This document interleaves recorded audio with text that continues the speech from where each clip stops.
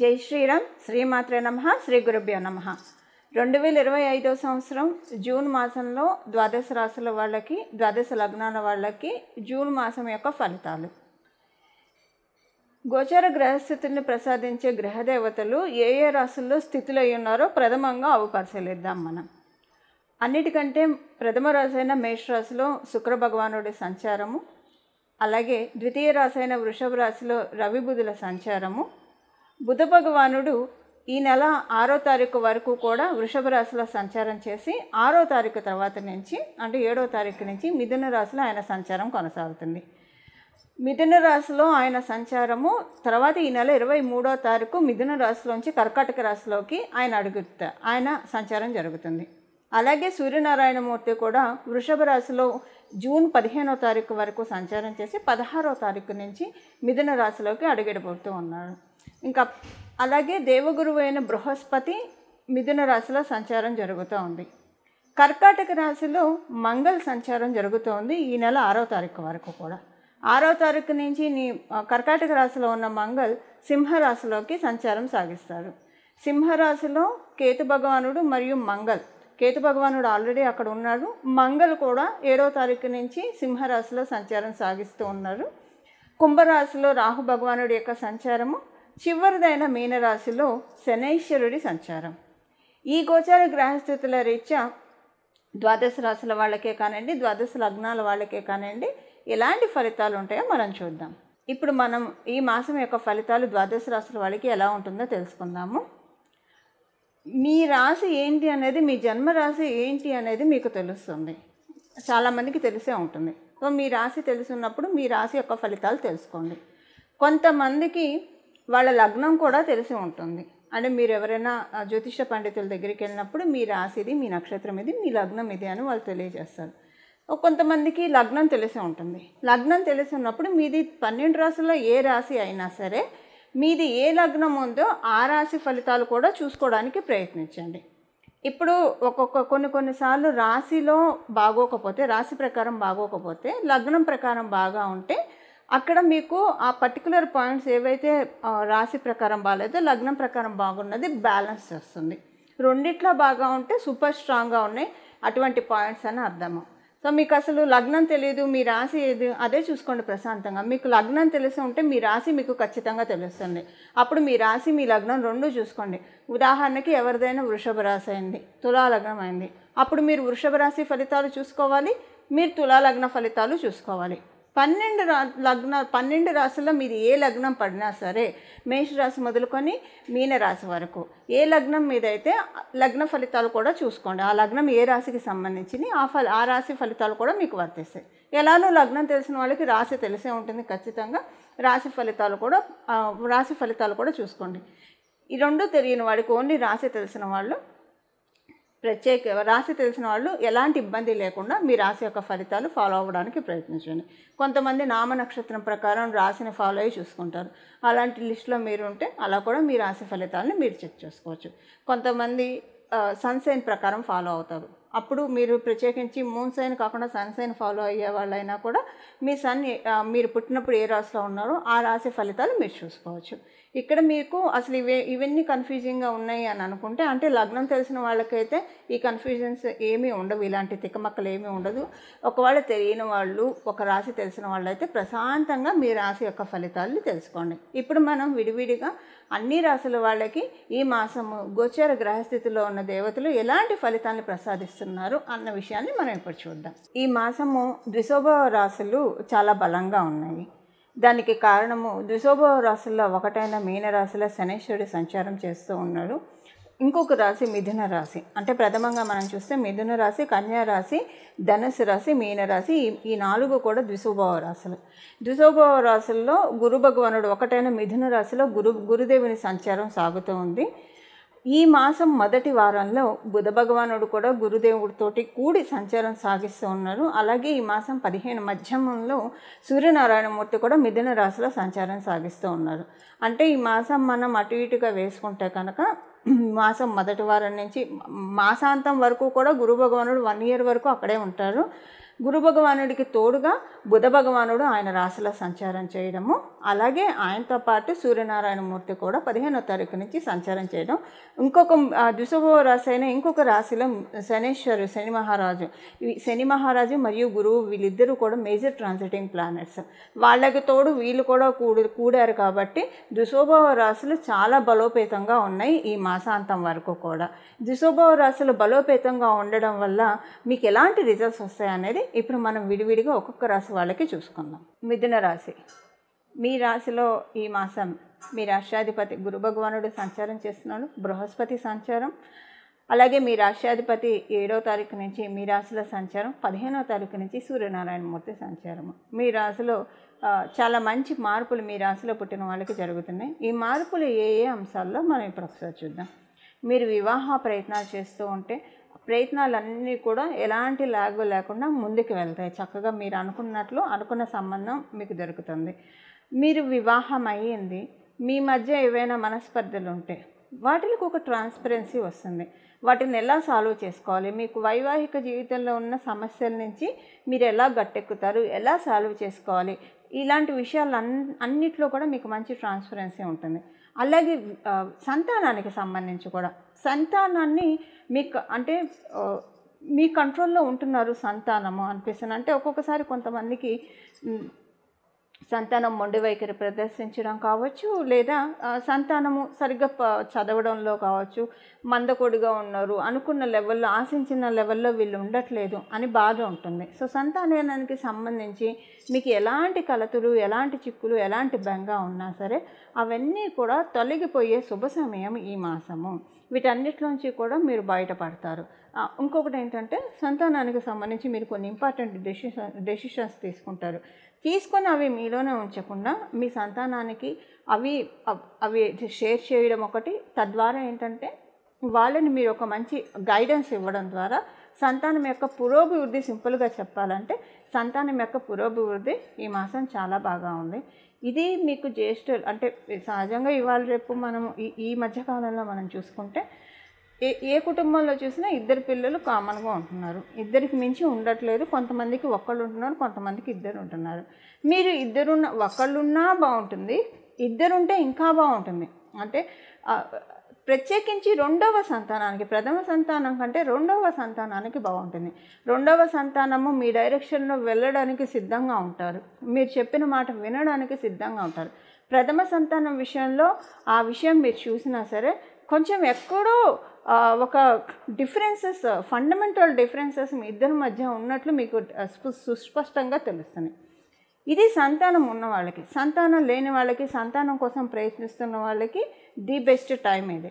అలాగే సంతానం అసలు ఇంకా మీకు మ్యారేజ్ కాలేదు, అప్పుడు ఏంటంటే మంచి డెసిషన్ మేకింగ్కి ఇది చక్కటి సమయం అన్నమాట. మంచి డెసిషన్స్ మీరు తీసుకోగలుగుతారు. మీ బుద్ధి బలంతో మీ యొక్క లైఫ్ని మీరు చక్కగా డిటర్మైన్ చేసుకోగలుగుతారు. ఇది ఉద్యోగస్తులు అయితే ఎక్కడైనా మీకు అంటే ఏం చేస్తే మిమ్మల్ని మీరు ప్రమోట్ చేసుకోగలుగుతారు, మనని మనం ఎలాగ ఏ ఫేస్లో మనం ఉంటే మనని మనం అప్గ్రేడ్ చేసుకోగలుగుతాం. మంచి బ్యూటిఫుల్ థాట్ ప్రాసెస్. సింపుల్గా చెప్పాలంటే మిథున రాశి, మిథున లగ్నంలో పుట్టిన వాళ్ళకి గోచారంలో ఉన్న గ్రహ దేవతలు కలిగిస్తున్నాయి. ఆర్థికంగా బలోపేతమయ్యే సమయము. మీ లైఫ్ పార్ట్నర్కి మీ జాతకం ప్రకారం చాలా బాగా ఉంది. మీరు వివాహితులైతే, మీరు ఆడవాళ్ళైతే మీ హస్బెండ్కి ధనపరంగా బాగుంటుంది. మీరు మగవాళ్ళు అయితే కనుక మీ కళత్రానికంటే మీ స్పౌస్కి బాగుంటుంది. ఇన్ కేసు తను వర్కింగ్ ఉమెన్ అయితే తనకి బాగుంటుంది. ఉదాహరణకి తను వర్కింగ్ కాదు, హౌస్ వైఫ్ అయితే మీ కళత్రానికి, ఒకవేళ మీరు మగవాళ్ళు అయితే మీ ఇంట్లో మీ వైఫ్ వర్కింగ్ అయితే కనుక తనకి మంచి గుడ్ న్యూసెస్ వింటారు. ఉదాహరణకి తను హౌస్ వైఫ్ అనుకోండి, అప్పుడు అది మీకే అప్లికేబుల్ అంటారు. అంటే మీకు బాగుంటే తనకి బాగున్నట్లే కదా. అంటే జనరల్గా చెప్పుకుంటే ఇంట్లో అందరికీ బాగుంటే ఆడవాళ్ళకి బాగున్నట్లే. సింపుల్గా మనం చెప్పాలంటే భర్తకి, పిల్లలకి బాగుంటే వాళ్ళకి బాగున్నట్లే. సో అలా మీకు ఇది అప్లికేబిలిటీ ఉంటుంది. ఈ విధంగా గోచారంలో ఉన్న గ్రహస్థితులు ఒక రకంగా చెప్పాలంటే మీకు గత ప్రత్యేకించి 2 monthsగా ఇంట్లో అయితే అస్సలు మనశ్శాంతి లేదండి, అస్సలు మనశ్శాంతి లేదు. అంటే ఇంట్లో మీ జన్మజాతకం బాగా ఉంటే ఓకే, మీకు అసంతృప్తి ఉంటుంది. అప్పుడు మనశ్శాంతి లేకపోవడం అయితే ఉండదు, అసంతృప్తి ఉంటుంది. అబ్బాయి ఇప్పుడు ఇంటికి వెళ్ళాలి, ఎందుకు ఇంట్లో ఉండబుద్ధి కాదు, ఎటన్నా అంటే ఇంట్లో ఉండబుద్ధి కాదంటే ఇంట్లో అంతా బాగానే ఉంటుంది, ఒక అసంతృప్తి ఉంటుంది, ఏది ఎవరికి చెప్పలేరు, అసలు ఇదమిత్తంగా ఇదని మీకు కూడా అర్థం కాదు. దాంట్లోంచి బయటకు వస్తారు. మీ జన్మజాతకంలో ప్రస్తుతము బాగోకపోయి ఉంటే, గడిచిన 2 months మాట నేను చెప్తున్నాను, ఇప్పుడే మాట కాదు. అప్పుడు ఎలా ఉంటుందంటే, అప్పుడు మీకు అసంతృప్తి, మీ జన్మజాతకం బాగుంటే అసంతృప్తి ఉంటుంది ఇంట్లో. మీ జన్మజాతకం బాగోకపోయి ఉంటే కనుక గడిచిన 2 monthsలో అస్సలు అంటే ఒకరోజు కూడా ప్రశాంతంగా భోజనం చేసింది ఉండదు, వేళ పట్టున నిద్రపోయిందే ఉండదు. ఏదో ఒకటి some or the other thing disturbing factors బాగా ఇబ్బంది పెట్టేసాయి మిమ్మల్ని. ఇప్పుడు ఇదంతా ఎందుకు చెప్తున్నానంటే, ఈ గడిచిన 2 మాసాల్లో ఇదంతా చూశారు కదా, సో పెయిన్ ఒకటి మీరు చూశారు. ఇప్పుడు పెయిన్ నుంచి రిలీవింగ్ అనమాట, ఒక మంచి యాంటీబయాటిక్ నేచర్ ఇస్తూ ఉంది మీకు. దానివల్ల ఏంటంటే పెయిన్ నుంచి రిలీవ్ అయ్యి హీల్ అయ్యి ఇంట్లో అమ్మయ్య ప్రశాంతంగా ఉంటారు. మీ ఇంట్లో మీరు ప్రశాంతంగా వేళ పట్టున 4 ముద్దలు తినగలుగుతారు, ప్రశాంతంగా పడుకోగలుగుతారు. ఈ విధంగా మిమ్మల్ని గోచారంలో ఉన్న గ్రహస్థితులు చక్కగా సూచిస్తున్నాయి. లక్ష్మి యొక్క అంటే శుక్ర భగవానుడు మీకు లాభస్థానంలో సంచారం చేస్తూ మంచి లక్ష్మీ యోగాన్ని కూడా కలిగిస్తూ ఉన్నారు. అంటే ఫైనాన్షియల్ మ్యాటర్స్లో చక్కటి అనుకూలతల్ని కలిగిస్తూ ఉన్నారు. ఇవి ఈ మాసం యొక్క గోచార గ్రహస్థితుల ఫలితాలు మిథున రాశి, మిథున లగ్నంలో పుట్టిన వాళ్ళకి. ఈ మాసంలో ద్విశోభవ రాశుల్లో అత్యంత బలీయంగా ఉన్నది మిథున రాశి. మనం కాలపురుషుడి కుండలిలో చూసుకుంటే కనుక మిథున రాశి మన భుజాలని సూచిస్తుంది. అంటే ఏదైనా ఒక కార్యం వాళ్ళు భుజాల మీద వేసుకొని వాళ్ళు నడిపిస్తున్నారు, ఇలా మనం జనరల్గా చెప్పుకుంటూ ఉంటాం కదా. ఇప్పుడు కాలపురుషుడి కుండలి ప్రకారం మనం చూసుకుంటే అన్ని రాసుల వాళ్ళకి కూడా ఈ పాయింట్ అప్లికేబిలిటీ ఉంటుంది. అంటే మనం ఏదైనా ఇంపార్టెంట్ పనులు తలపెడితే అవన్నీ కూడా శీఘ్రంగా, అతి శీఘ్రంగా, అంటే అతి వేగవంతంగా అవ్వడానికి దేవతల యొక్క ఆశీస్సులు మనందరి పట్ల చాలా బాగా ఉన్నాయి. అయితే ఇప్పుడు దేవతల యొక్క ఆశీస్సులు బాగా ఉన్నాయి కాబట్టి ఎలానూ తలపెట్టిన కార్యాలు నెరవేరడం అయితే తథ్యము. కాకపోతే మీ యొక్క జన్మగ్రహస్థితులను అనుసరించి ఒకవేళ జన్మగ్రహస్థితులు బాగా ఉన్నా, ఒక్కొక్కసారి అనుకూలమైన గ్రహదశలు రాకపోయినా సరే జన్మగ్రహస్థితులు బాగా ఉన్నా ఆ ఫలితాలను అయితే, పర్టికులర్ ఫలితాలను అయితే పూర్తిగా చూడలేరు. ఎప్పుడైనా సరే మనకి దశ అంతర్దశల్లోనే మనం ఫలితాలను చక్కగా చూడగలుగుతాం. ఏ గ్రహం ఇచ్చే ఫలితాలు మనం చూడగలుగుతాం. మన జాతకంలో రాజ్య సంబంధ యోగం ఉందా, రాజయోగాలు ఉన్నాయా, విపరీత రాజయోగం ఉందా, నీచభంగ రాజయోగం ఉందా, కొన్ని వందల యోగాలు ఉన్నాయి మనకి పరాశర సంహిత ప్రకారం. కానీ అవి యాక్టివేషన్ పాయింట్స్ ఉంటాయి.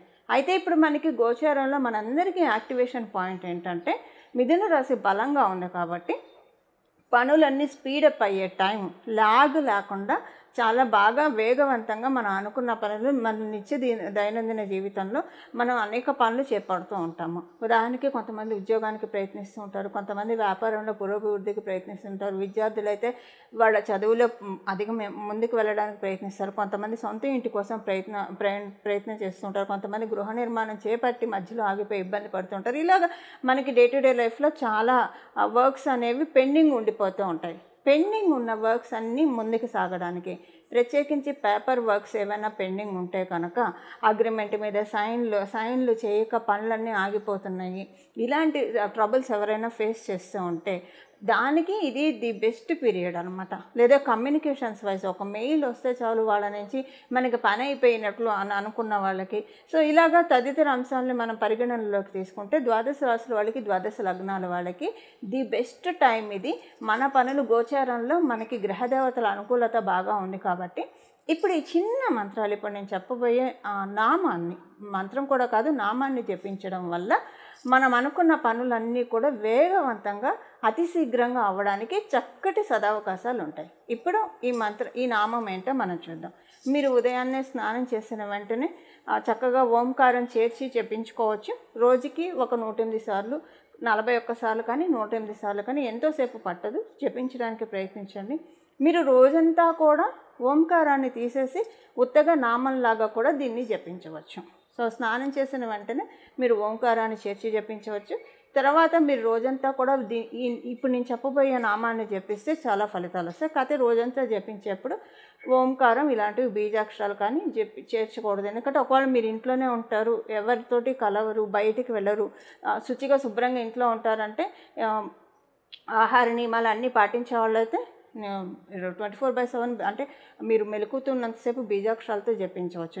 నియమబద్ధంగా జపించాలి. బీజాక్షరాలతో జపించేప్పుడు లేనప్పుడు నామం జపించడంలో ఎటువంటి ఇబ్బంది ఉండదు. ఇప్పుడు ఈ నామాన్ని మనం తెలుసుకుందాం. గజాననాయ నమః, స్కందపూర్వజాయ నమః, సోమస్కందాయ నమః. గజాననాయ నమః, స్కందపూర్వజాయ నమః, సోమస్కందాయ నమః. గజాననాయ నమః, స్కందపూర్వజాయ నమః, సోమస్కందాయ నమః. మనం అనుకునే పనులన్నీ ముందుకు వెళ్ళాలంటే గణపతి యొక్క ఆశీస్సులు మనకి కావాలి.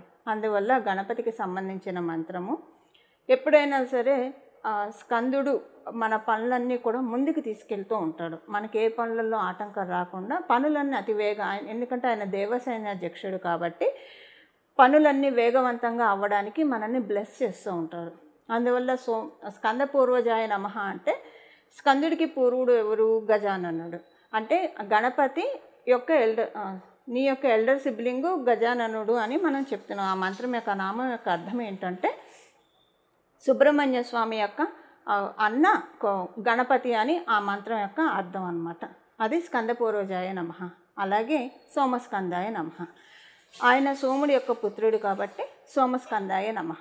ఈ నామాలు మనము ఈ నెలంతా కూడా జపించుకోవడం వల్ల చాలా మంచి ఫలితాలు వస్తాయి. నేను చెప్పిన మాట గుర్తుపెట్టుకొని మీరు స్నానం చేసిన వెంటనే అయితే ఓంకారం చేర్చుకొని జపించవచ్చు. ఇది 108 సార్లు ఎవ్రీడే కనీసం జపించడానికి ప్రయత్నించండి. మీరు ఏ పనిలో ఉన్నా సరే ఈ నామాల్ని మనసులో జపించుకుంటే కనుక పనులన్నీ కూడా ఏవైతే మీకు వర్క్స్ అన్నీ పెండింగ్లో ఉన్నాయో, పనులన్నీ ఏవైతే పెండింగ్లో ఉన్నాయో అవన్నీ కూడా చక్కగా ముందుకు వెళ్ళడానికి చక్కటి ఆస్కారం గ్రహదేవతల దయ వల్ల దొరుకుతుంది. అందులో ఈ మాసం ద్విశోభవ రాశులు చాలా బలీయంగా ఉండడం వల్ల మనం అనుకున్న పనులన్నీ కూడా వెంటనే వేగవంతంగా జరగడానికి చక్కటి అవకాశం ఉంటుంది.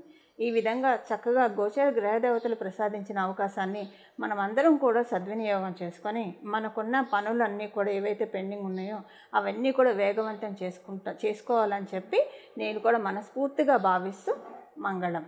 నమో భగవతే వాసుదేవాయ.